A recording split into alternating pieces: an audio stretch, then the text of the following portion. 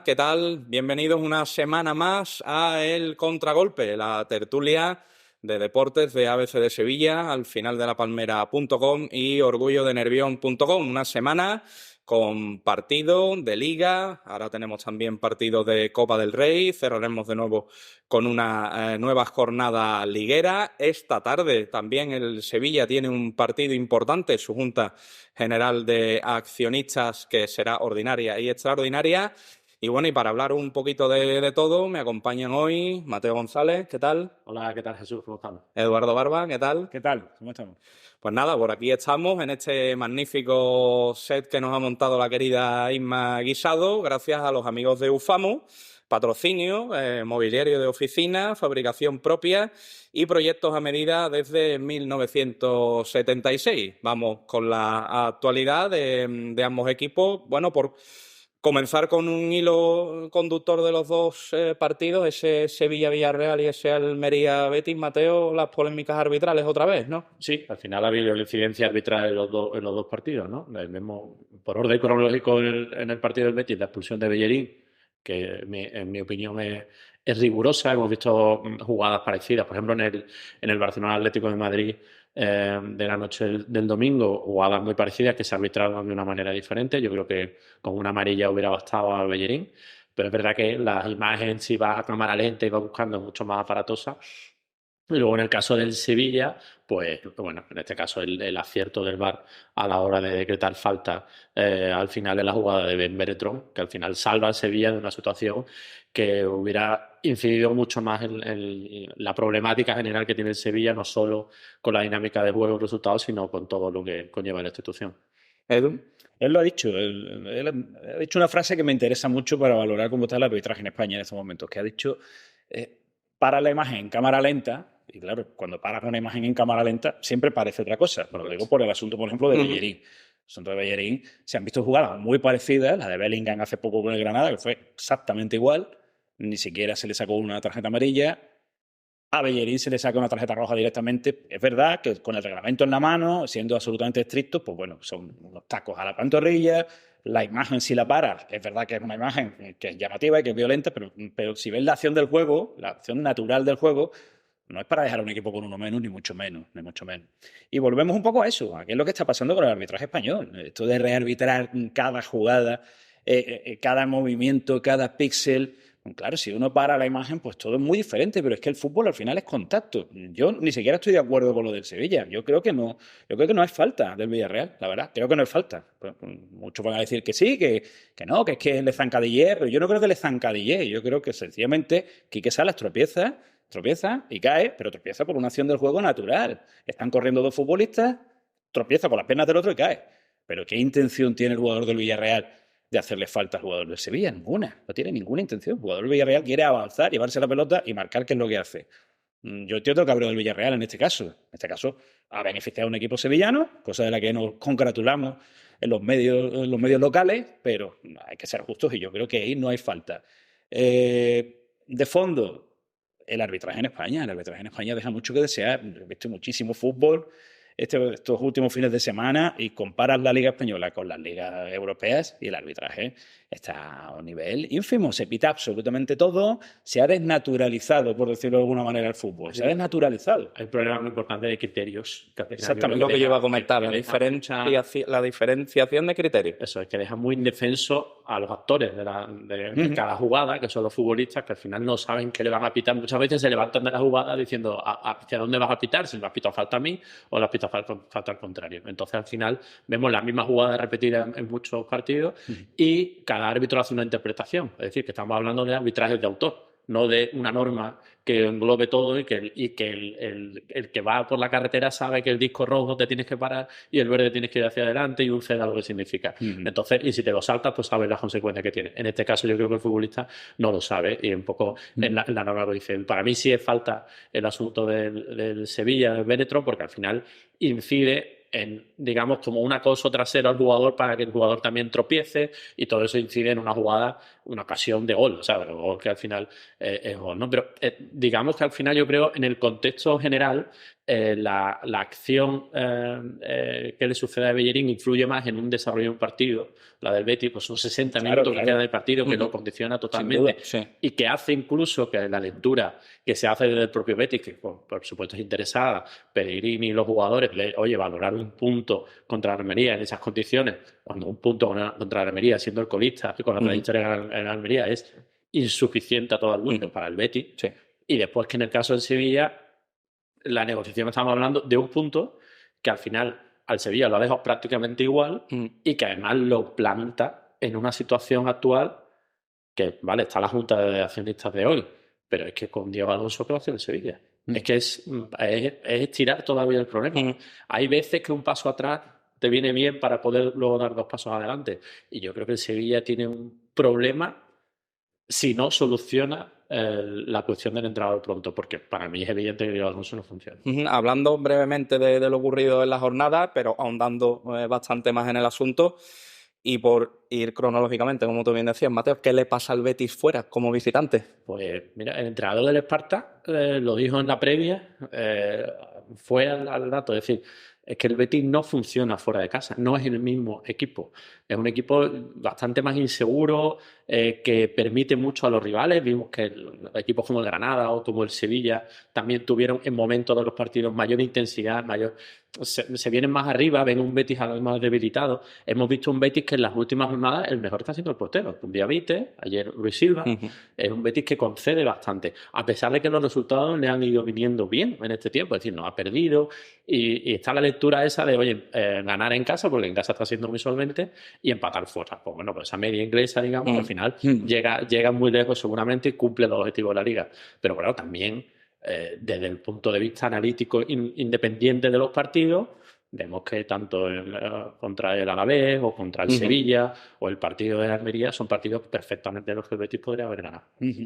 Contemporiza mucho el Betis en los partidos fuera de casa. No sé, creo que juegan las primeras partes, sobre todo, las juega de manera muy contemplativa, muy a verlas venir. Y también creo que el fútbol del Betis de esta temporada depende excesivamente de Isco. O sea, en cuanto se le asfixia un poco a Isco por parte del rival, y el rival ya sabe un poco claro. lo que juega el Betis, en cuanto Isco no funciona mucho, el equipo no está entrando por las bandas como se esperaba, por ejemplo. La banda de Hassan, Luis Enrique, no está funcionando como todo el mundo estaba esperando.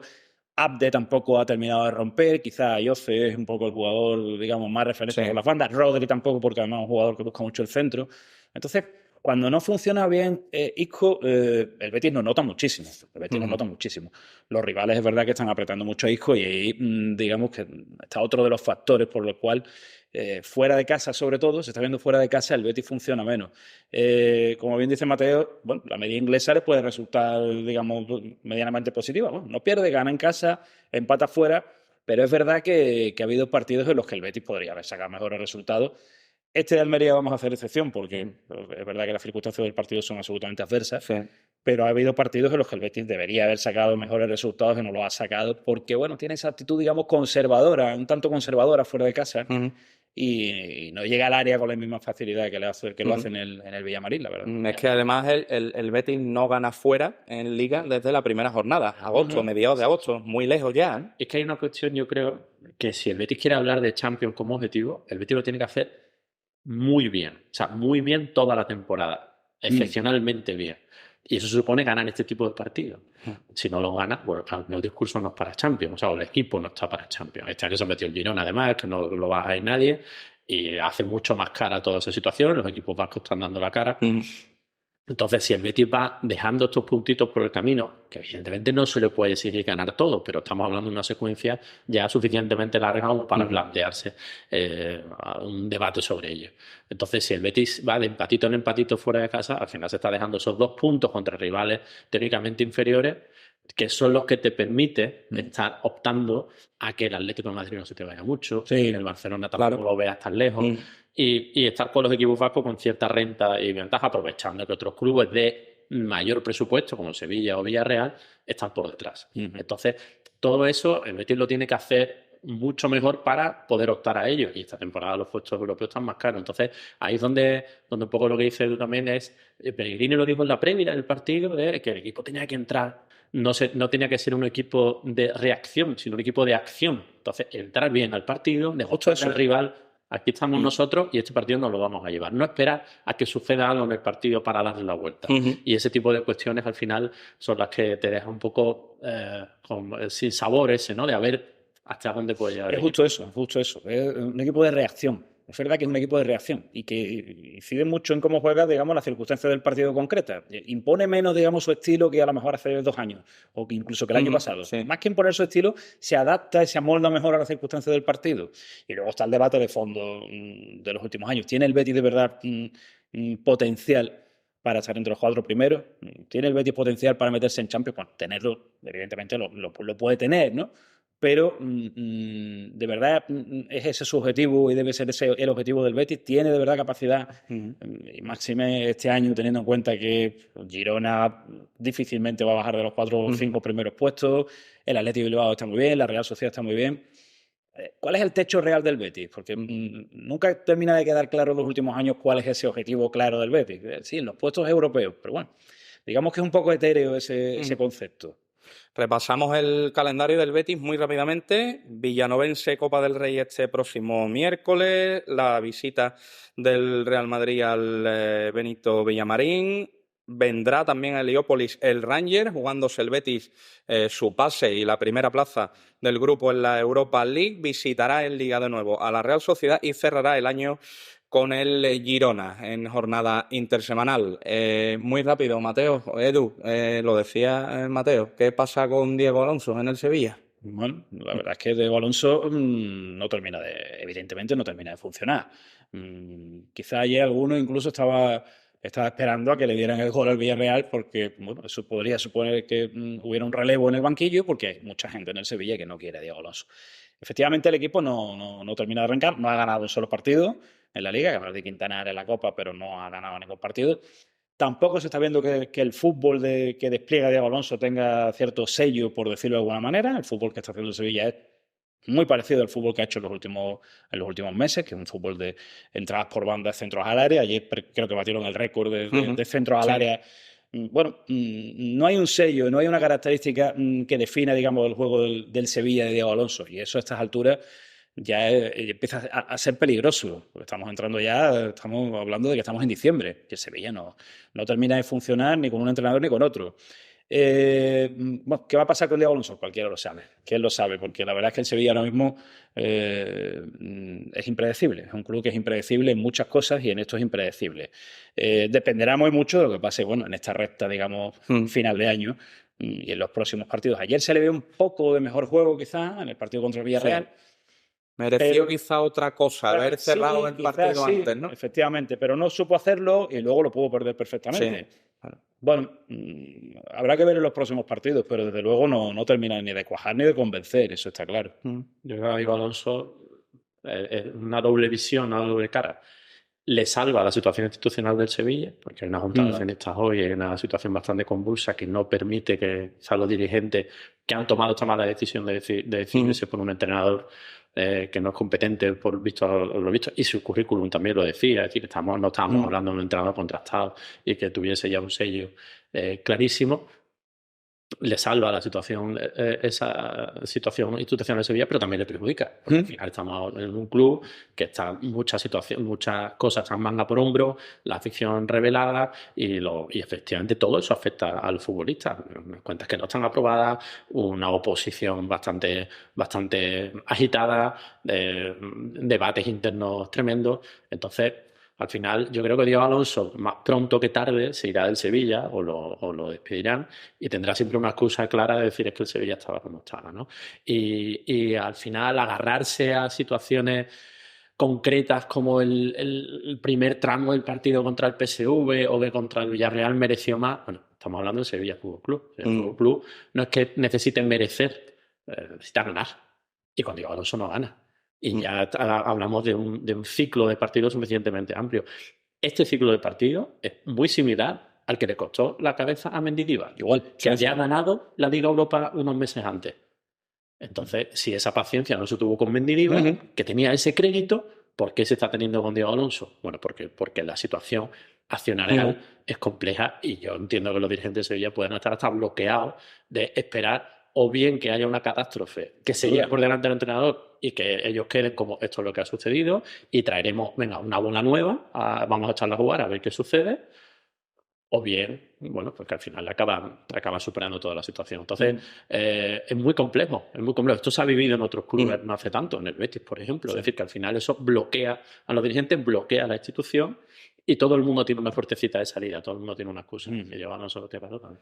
Repasamos brevemente también el calendario del Sevilla. Astorga en la Copa del Rey, visitará a Mallorca en Liga, visitará al Lens en Francia en la Champions, jugándose el pase el equipo de Diego Alonso a la Europa League, recibirá luego en Liga al Getafe, visitará al Granada y cerrará con el Atlético de Madrid en el Civitas Metropolitano, el partido aquel aplazado en su día por el temporal en Madrid. Y compañeros, muy brevemente, ¿qué ocurre con esa situación accionarial? Venimos también de un fin de semana muy convulso en el Sevilla, con pintadas la mañana del sábado en las oficinas y los negocios personales de Carolina Lez, de José Castro, de José María del Nido Carrasco y una contradenuncia de estos tres contra José María del Nido Benavente. En primer lugar, lo que hay que decir que eso es intolerable, que eso suceda. Es decir, estamos hablando de la gestión de una sociedad, de un club de fútbol, de algo bueno que está ahí, que la gente valora y quiere mucho, pero es que hay límites que no se pueden sobrepasar. Eso es absolutamente evidente y creo que la tensión se ha llevado a extremos que no son necesarios, la tensión y mucho más. Lo que le sucedió a Carolina Lez, estas pintadas y que hoy la Junta Accionista tenga que tener mayor seguridad, todo eso yo creo que no, por supuesto que no. Ahora, ¿qué va a suceder? Pues yo entiendo que del Nido lo que le pasa al Sevilla, cuanto peor será mejor para el Nido, y eso es evidente cuando está en una situación de oposición. Y volvemos a lo que más o menos comenté antes, hay un bloqueo creo, institucional dentro del Sevilla, con Castro, del Nido Carrasco, y que al final hay muchos sectores dentro del sevillismo que están en contra. Y veremos a ver las consecuencias que tiene no tener aprobadas las cuentas, a ver las consecuencias que tiene tener tantísima oposición, no solo fijada en del Nido, sino popular. Sí, la tensión se ha elevado en los últimos días de manera absolutamente exponencial y me llama también mucho la atención el papel del expresidente José María del Nido Benavente, padre, que ha ejercido, digamos, la oposición que lícitamente se puede y se debe ejercer como máximo accionista del club que es, pero los tribunales no le dan la razón. Y son tres veces ya. Son 3 veces ya. Entonces, ese punto es un límite, ese punto es una frontera que no se puede pasar. Y no está ayudando nada, digamos, la actitud de Del Nido padre en estos últimos días, actitud absolutamente beligerante, digamos, de plantear una guerra, como él mismo dice en el club, no está ayudando nada al club que por otra parte tanto quiere y tanto ama. Hay una contradicción ahí permanente de la que debe salir y que debe solucionarse, porque los tribunales han sido claros y cuando los tribunales dicen que esto es blanco, es que es blanco y hay que esperar a que sea negro cuando lo diga otro tribunal, no cuando le parezca ni a Del Nido padre, ni a Del Nido hijo, ni a Pepe Castro. Entonces, ese límite, digamos, que se está sobrepasando en los últimos días y es bastante peligroso para la estabilidad de un club como el Sevilla, que evidentemente, como se está viendo en el campo, necesita esa estabilidad. Pues hasta aquí el contragolpe de esta semana. Como los buenos entrenadores, Pellegrini y Diego Alonso en este caso, hemos hecho rotaciones. El querido Juan Hervide ha descansado en el día de hoy y entre Mateo González, Eduardo Barbas y un servidor le hemos llevado este contragolpe de esta semana. Un saludo y muchas gracias.